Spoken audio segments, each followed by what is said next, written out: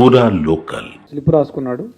ఆ స్లిప్లో ఏంటంటే ఫస్ట్ ఒక గ్యాసు ప్లస్ టేబుల్ ఎట్లా రెడీ చేసుకోవాలి, తర్వాత లాకు ఆ గ్యాస్ను ఉపయోగించి లాక్ ఎట్లా ఓపెన్ చేయాలి, తర్వాత మనీ ఎట్లా తీసుకోవాలి, మళ్ళీ ఆ గ్యాస్ ఆన్ చేసి ఆ లాక్ చేసి ఎట్లా బయటపడాలి అని చెప్పేసి రాసుకొని లాస్ట్లో మిషన్ డన్ అని రాసుకున్నాడు. అంటే అది ఎప్పుడు రాసుకున్నాం అంటే కొద్దిగా ముందే, అంటే ఒక 1 month బ్యాక్ రాసుకున్నాం అని చెప్తున్నాడు. అంటే ఆయనకి ముందే ఆ థాట్స్ ఉన్నాయని మనకు అర్థమవుతా ఉంది.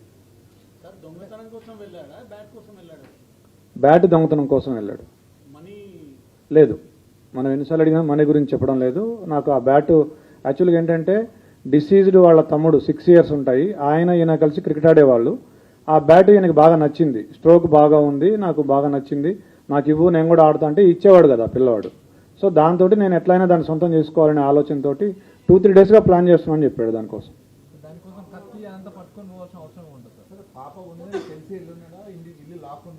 అతను చెప్పింది ఏంటంటే ఇంట్లో ఎవరు లేరు, నార్మల్గా వీళ్ళు ఏంటంటే ఇల్లు దగ్గరికి వేసి వెళ్తారట.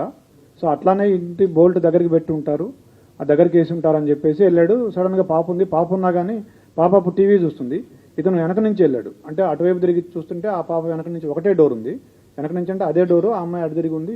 ఇట్లా వెళ్ళి ఆ కిచెన్లో ఉంది బ్యాట్ తీసుకొస్తుంటే అప్పుడు ఆ అలికిడికి పాప చూసి దొంగ అని అరిచింది. అరిస్తే అతను పరిగెత్తబోతే ఆ అమ్మాయి పరిగెత్తుకుంటూ వచ్చి చొక్కా పట్టుకుంది.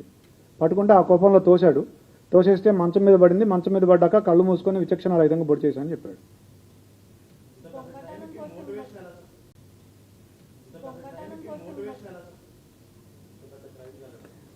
అతనికి బేసిక్గా ఈ ఓటీటీల్లో యూట్యూబ్లో ఈ క్రైమ్ థ్రిల్లర్స్, సస్పెన్స్ మిస్టరీలు చూసే అలవాటు బాగా ఎక్కువగా, దాదాపుగా ఒక 5-6 సంవత్సరాల నుంచి అదే పనిలో ఉన్నాడు. స్కూల్ కూడా ఎక్కువ వెళ్ళేవాడు కాదు, ఎప్పుడు ఏదో ఒక తన ఆలోచనలో తనుండి ఇలా ఊహించుకుంటూ ఉండేవాడు.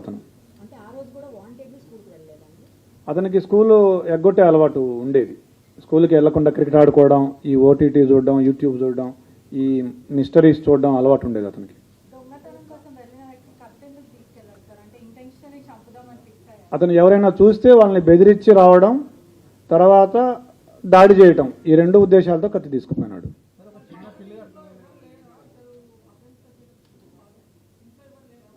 ఉన్నారు ఇంట్లో, వాళ్ళ నాన్నున్నాడు, వాళ్ళ సిస్టర్స్ ఉన్నారు, వాళ్ళ ఇంట్లో ఉన్నారు. వాళ్ళ మదర్ లేదు కానీ మిగతా వాళ్ళు ఉన్నారు.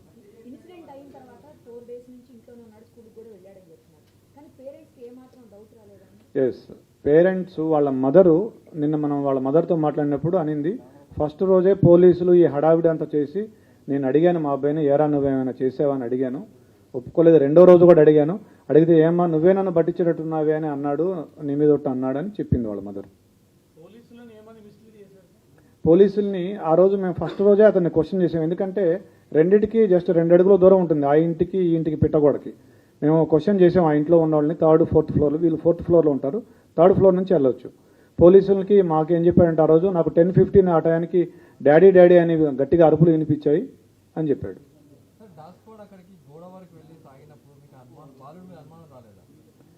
బాలుడి మీద కూడా అనుమానం వచ్చింది మాకు. అయితే మేము ఒక లిస్ట్ ఆఫ్ సస్పెక్ట్స్ చేసుకున్నాము, దాని ప్రకారం చేసుకుంటూ వచ్చాము. నిన్న అతన్ని చేశాము.